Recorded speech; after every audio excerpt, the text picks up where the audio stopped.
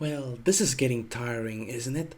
Five Nights at Freddy's 4, the final chapter? Pfft, press X to doubt. Welcome back to more Five Nights at Freddy's. No worries, we have no plans to stop yet. Honestly, kinda crazy that Scott said so many times that, oh, this game will be the last one. No, this one will be the last one. Anyways, we're 4 games in. If we get in another game then similar to the other ones, then I'm gonna have to call this shit uninspired. I held back on making any comments regarding originality of the gameplay. Thankfully, no, Five Nights at Freddy's 4 features a completely different gameplay loop that kinda makes this game refreshing to see in this franchise. Obviously, we are in a new location once again, but this time we are in a bedroom. We play as a child and we try to fend off their nightmares.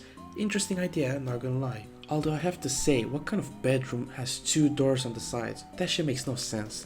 I mentioned this game having a different gameplay loop. You're supposed to go to one of the doors and listen closely. If you hear breathing, then you shut that door. What's behind it? You don't wanna know. If you don't hear anything, then shine your light.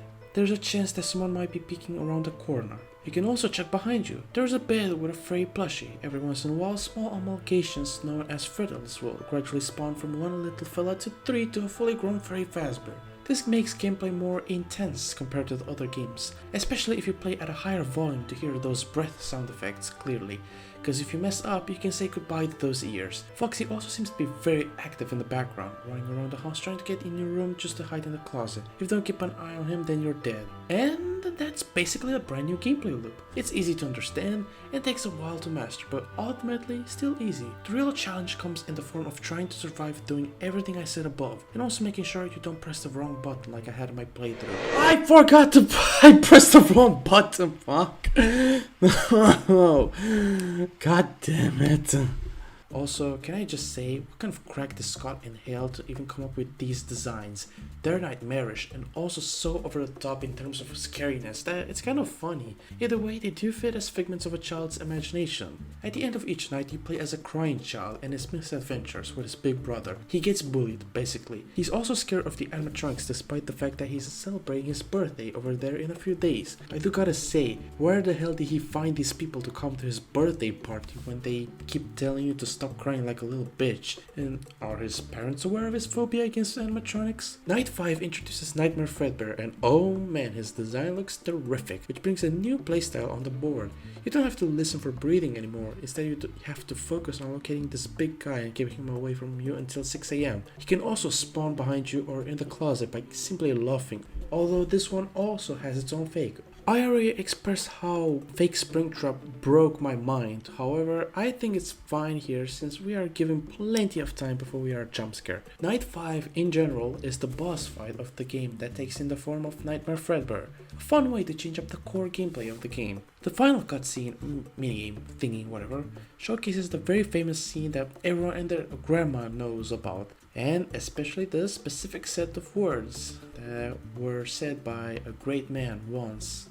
Was that the bite of 87? Good times. At the end of each night, we play a minigame where we are explicitly told the name of the animatronic we are against. Fun with Plushtrap is honestly a neat idea on paper with cool execution. The point is to get him on the X by shining your light on him. I seem to be a pro at doing this because I managed to get it every single time. And by doing that, we advance till 2 AM next night.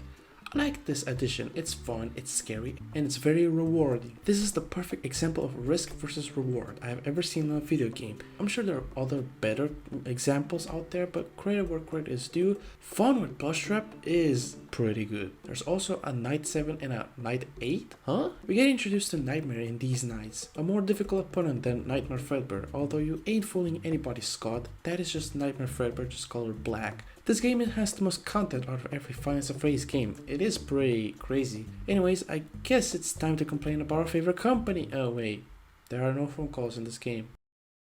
I'm sad. Well, I guess the only other thing that I can talk about now is that Five Nights at Freddy's 4 had a Halloween update. Every Nightmare animatronic got a new glow up, except for Freddy. I don't know why. Some of them are even completely different characters. Nightmare Mango, Nightmarion, and Nightmare Bibi. Not a whole lot of changes. In fact, it's the same game with a fresh coat of paint. but they are good enough. Honestly, I think it's safe to say that this is one of my favorite games in the franchise. It's not perfect, but it's not too bad. Can we get more games like this, please? I think that's it. Sorry that this video was quite short, but as you can see, well, Five Nights at Freddy's in general, there's not a whole lot to talk about. There are pretty simple games at their cores. And honestly, I can't even complain about my favorite company. Actually, never mind. I hate this game now. I want to trash Fazbear Entertainment for how shit they are. I'm not mad, I'm just disappointed. In conclusion, this game is a breath of fresh air into this franchise. We needed a game like this where we calm down a little bit, but ultimately it did its job well at being a scary game. Anyways, I guess this is it for Five Nights at Freddy's, huh? I mean, this was the final chapter after all, aka the final game. I had a lot of fun doing these videos, and I hope you guys enjoyed watching these. The inside joke is that there's more Five Nights at Freddy's games out there, and I'm not done yet. Help.